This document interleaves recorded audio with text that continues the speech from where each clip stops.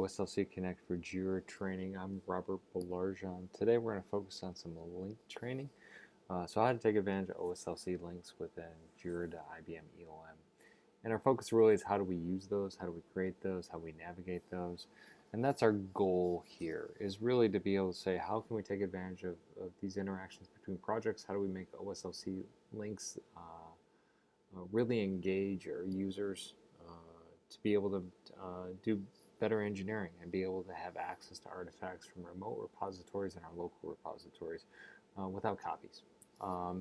And so we'll build a little bit of knowledge here on OSLC links, which are pretty simple artifacts. They are a combination of a title, a URL, and a role that talks about how they interact with the other resource. So in case when we have like a Jira issue to a DOORS Next requirement, we might have something like an implements role, and that means that Jira issue implements that requirement, and that tells us some more details about what does that relationship between those two artifacts mean and how to be able to have better understanding there. And that's also part of the OSLC standard in general. Not only do we describe how we create links, but we also describe domains, things like requirements management, change management, quality management. These are domains that contain descriptions of resources, things like requirements, test cases, change requests, but also link relationships. So how do I want to link between a change request and a requirement, and what are the different types of roles that I might have? And those are all formalized in the standard, and we take advantage of those so we have consistent operation between things like Jira and DOORS Next. This is going to really focus on a live engagement here. We're going to show some usage of those links and be able to point out specific details that will help build some understanding, how to be able to take advantage of it, how to use it from Jira, how to use it from IBM ELM, the dynamics around it, as well as some different linking options you can take. The whole intention here is not to describe the process, but provide you insight into what the tools can do so you can enact the process that you want to have. And so with that, let's go ahead and get to this live. And we'll start with just simply in Jira itself. Let's go ahead and reload this Jira issue so we start fresh and clean. And we'll give you a little bit of an idea of what we're working with here. We have a simple link relationship, and that was the one I was talking about before. It is a relationship between DOORS Next requirement and Jira issue, and it's an implements requirement relationship.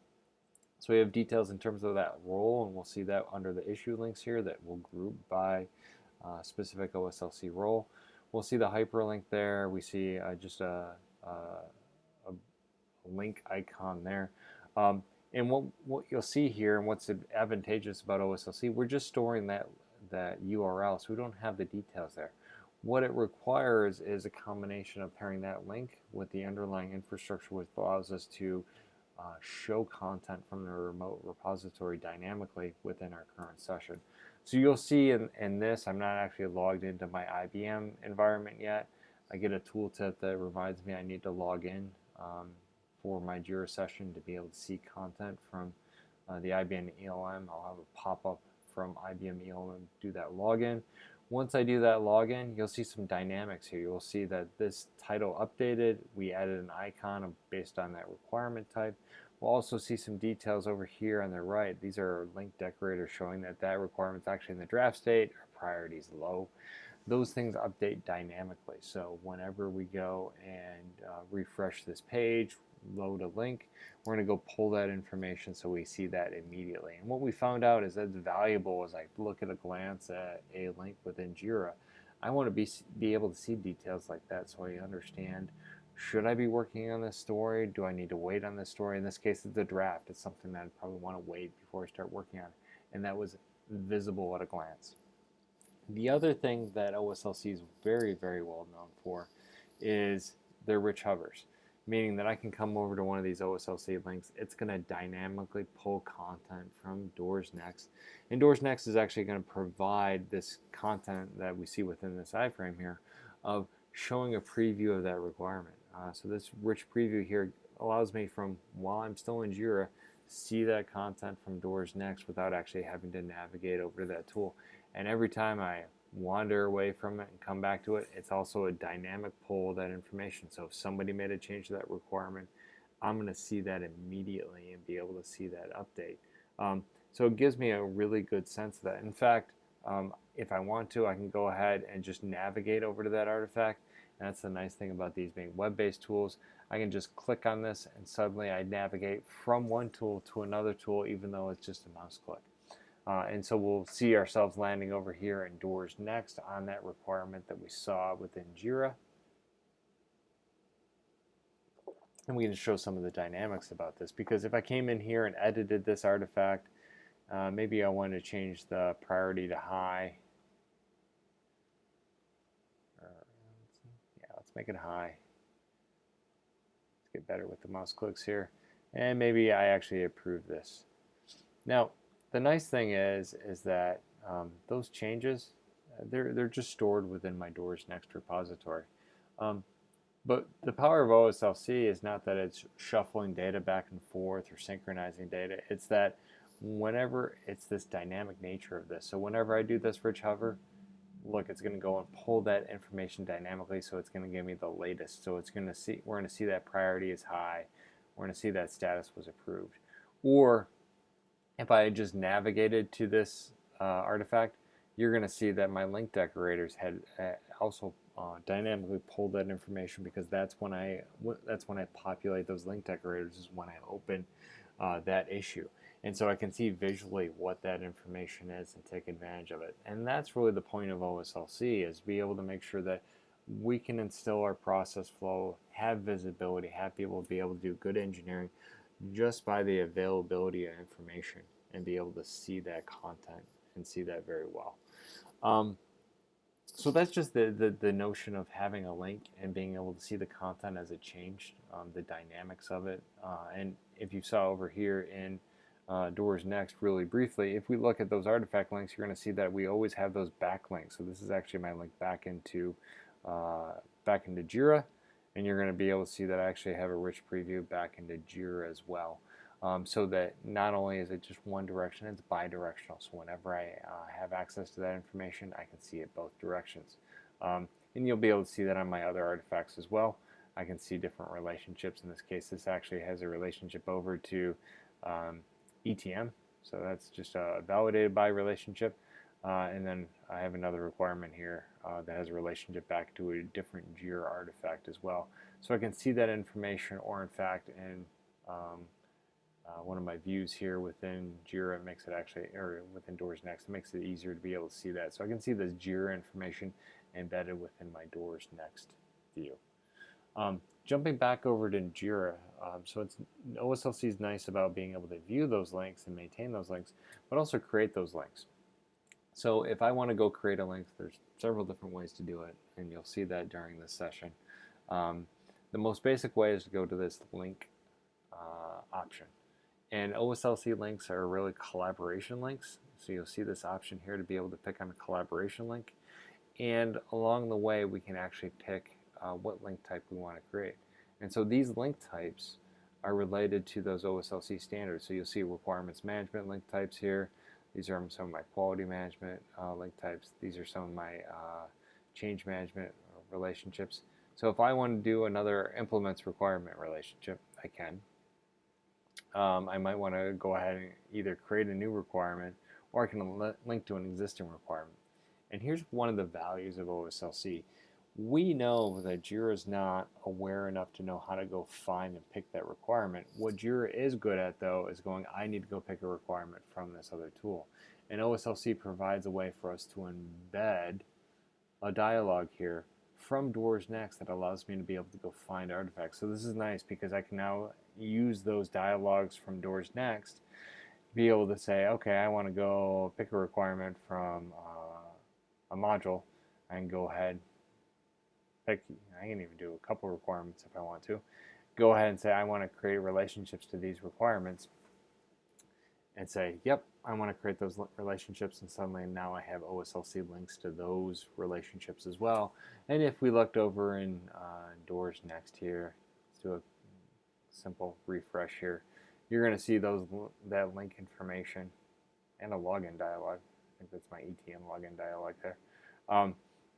it's going to show me my my Jira links right away. So these are bidirectional links. We have visibility to those just as easily, and so you can see those and take advantage of that information. So it's nice to be able to do that. Now, another way to create a link is also, you see this little plus icon here over next to issue links. That's going to pop up that same linking dialog for me. So I can still come over to collaboration links. In this case, maybe I want to do something different. Maybe I want to create a related change request and EWM. We're going to get EWM, give me a login prompt here as well, because I haven't logged into that system yet. It wants to authenticate to make sure that I have access to that information. And you're going to see a link. You're going to see a container. This is actually a list of all the requirements or the change management containers that my project's related to. In this case, just one. We can do a create new new path here. So let's go ahead and fill this form. You'll see that this is actually an embedded EWM form. So I can go ahead and create just a simple task here and store that in EWM and store the link relationship within my Jira system. And so I can even do things like due dates, and you'll see this is just a standard EWM form. And I can go ahead and hit OK. It's going to create that artifact in EWM, and here's my link within Jira to be able to see that artifact. And you'll even be able to see in the rich preview, you'll see that I have some related change requests here. If I navigate it over to this artifact in EWM, we're going to see more details, and we should see that backlink back into Jira as well. So you should be comfortable with the fact that no matter where I create the link, I'm always going to get that backlink that allows me to have that bidirectionality to it. It takes care of that. So you can see that here's my link back into Jira, and you can see that I have a bunch of links over here in that preview that I'm providing from Jira back into the IBM tools. So that should give you just a simple sense of what we can do in terms of linking, what we can do in terms of navigating. And obviously, as we go and navigate between these different things, we're going to be able to do that navigation back from EWM back into Jira. And so you can just keep navigating between these tools via simple hyperlinks. It's a very convenient way to be able to operate. But the other part about this, so this is a really clean, nice interface in terms of what OSLC allows us to do to embed these dialogues from the IBM tools within Jira, but how does it work the other way? And we just have some simple examples here. This is in DOORS Next. To give you a little bit of a sense here, whenever I want to create a links, in this case I can have links displayed in a column here. Maybe if I want to add a new link here to Jira, I can go ahead and say add a link. You're going to see that same kind of relationship as we saw before, which is we're going to have an implemented by link as the default. It's going to pick artifact containers, so this is something that I define within DOORS Next. In this case, I only have one change management provider, so it's going to default to that. From a Jira perspective, we have two ways to be able to go search and find some issues. This is probably more kind of the traditional Jira user way. I'm going to be able to have a quick search that allows me to be able to look and be able to find artifacts based on my ID, because I understand and know and store all my ID information. Or I could do something which is more of using the search filter. This allows me to be able to just use some of my Jira searches to be able to go find the artifacts I'm looking for, sort by types, things like that. Or I could do a create new, and you're going to see that in this case we're going to default to my story type, because that's what I want my implementation request to be. So new demo story. And I'm going to have a dialog, and this is going to be your Jira dialog. So this is whatever form you have, whatever details you have on your form are going to be here on this dialog. So you're going to be able to pick and choose exactly what content you want.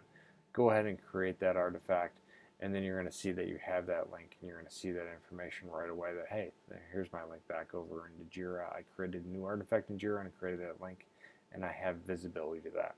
And so I think it gives a really clean way to be able to do it. And you'll be able to see some other ways to be able to create links as well. If I want to add a link to an artifact, If I click on more here, it gives me all of those different link types. In this case, if I want to do track by is another relationship back to one of my Jira elements, so change artifacts. So I can go ahead and do a search, be able to find an artifact that I want. We're going to do some simple checking for you in terms of whether or not that's a linkable resource. So if it's something that's within your project, so if I do something that is maybe a totally different project altogether, I might tell some details in terms of this is actually not in your project, so you don't want to be able to create a link to that item, so you should actually delete that, not create a link to that. So we're going to give you some help there to be able to make sure that you're creating links to the artifacts you should. And then we can create that link. And now if I want to actually show tracks by, you're going to see that I created a new tracks by link there as well. So lots of different ways that we can do that type of interaction. Not only do we do that with DOORS Next, but we also can do that with ETM. And so to give you an example of that, let's go see if we have any test cases over here, which I think we do. So here's one of our test cases. We can navigate, just click a button like we did before. We're going to move over to ETM and be able to take a look at a test case that's related to a requirement and see what that interaction, what it looks like, what that feels like, and what you can do in terms of interaction with Jira, because we want a direct connection of Jira from when we're doing our testing to our defects back to our requirements. We want that full traceability path. So in this case, we just have a simple test case. Let's see, I think we have some requirements links that we navigated from. We just have the one here. And if I go to execute this test case, I have a simple test script here that I'm going to be able to run and show you what typically is going to happen. So usually you're going to have a test case, you're going to have to operate through a few steps and observe some things. Along the way you might be able to say, okay, maybe my first step passed, maybe something you observed on the second step failed. And so you're going to be able to hit this button to create a new defect. Now the nice thing about this is that because of my project associations with Jira, it already knows that that is where my defect needs to be filed. It also knows based on configuration that I don't want to create a story, I actually want to create a bug. So whenever we go to create a defect, we're always going to create that type. And that type, in this case in my project, happens to be a bug, but you can configure it to whatever artifact that you might have that you want to in your environment. So that could be a defect, that could be an anomaly, it could be any type that you have defined in your Jira schema.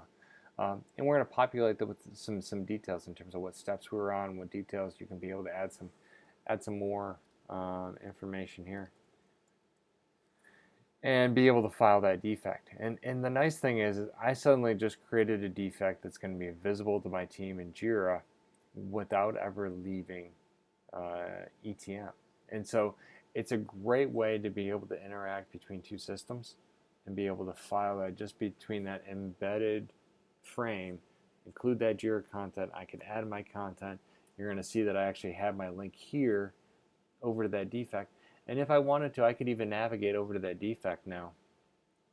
And I'm going to see a lot of details over here in terms of I'm going to see what requirement that test case was related to. I'm going to see that test case as well.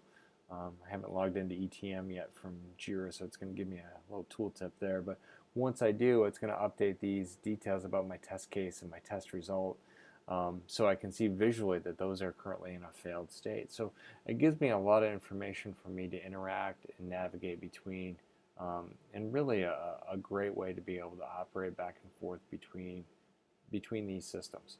And so I think it gives you a flavor of the types of things that we might be able to do and might be able to take advantage of. Now, one more thing is some of the different advanced ways that we might do requirement linking. So let's actually go back over to DNG, because actually that's a pretty common place that I want to be able to create relationships between some of my requirements and my my Jira items.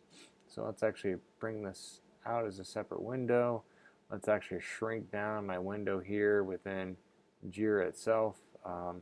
Most of us have probably bigger monitors that I'm doing this demonstration on right now, but it'll give you a little bit of a hint of what can take place. Now, one of the things that we talked about before is that whenever we want to create a link, we can just click this plus button and go ahead and create a collaboration link. And so maybe we want to add some more effective requirements on here. So I can go ahead and pick effective requirement.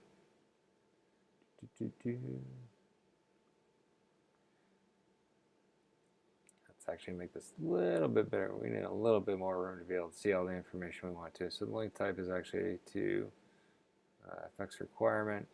And you'll be able to see this drop zone up here. So there's a couple things that I can do with that. If I wanted to, I can just take this artifact from DOORS Next, drag it up here. It's smart enough to be able to know that I want to be able to make a link to that requirement. I could do other things as well. If I want to do like a multi-select of things, I can do that in here. I can let's do share links to 2 artifacts. If I want to, this is the ability just to be able to copy these artifact links, and I can just use the control paste, be able to paste those links in here. We're smart enough to be able to digest those URLs of those artifacts and be able to create links that way, and be able to allow you to be able to speed up maybe the linking process that you have. Now, that's one way to do it, and obviously I can drop and copy and paste. The other way that we might do that is just to be able to drag over here. Once you have some links over here, it's easy enough for me to be able to drag and drop and be able to pull this information over here. It's going to automate the process of being able to create that link. Never probably going to create a link to a heading, but it's convenient to be able to demonstrate how easy it is to be able to create those links over here. We'll also be smart enough if I take one of these artifacts and bring it over and I go to drop it on, say, effects test result. It's going to get smart enough in here and say, wait a minute, that might be a real object there,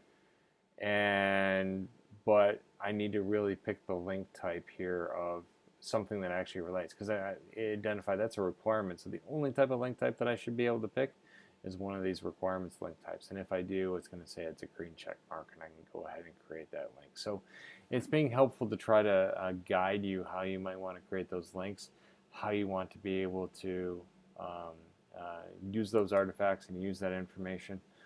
The other part about this is whenever we go to create these links, if you just had like a random URL in here, and maybe we had Google. Let's just go to if I just had a random URL here, I can copy and I can come over here and paste that information in here, or drag that information in. It's going to tell us some more details. Oh, wait a minute, that's not a valid URL to be able to create a link to. So it's going to be helpful to be able to help manage that information and help you along the way to be able to best create that link information. So there's a lot of power here to be able to do this. And be aware too, you can work with your manager to be able to, your Jira admin, to be able to manage how many of these link type relationships are on, what ones are on which Jira types, those sorts of things, to be able to make it a little bit smoother, not quite as daunting. But you have all those abilities to be able to create those relationships, create those links, and that's all we're trying to do, is trying to enable process. So hopefully this has been helpful for you to be able to know what you can do with links and how you can use them. Be in touch with your admins if you have questions, or they can actually reach out to us and be able to ask us questions as well. What is the most effective way to be able to create links and how to use those links, and take advantage of it. And we're always open to be able to hear new ideas. So thanks for taking the time, and we'll talk to you again soon. Thanks.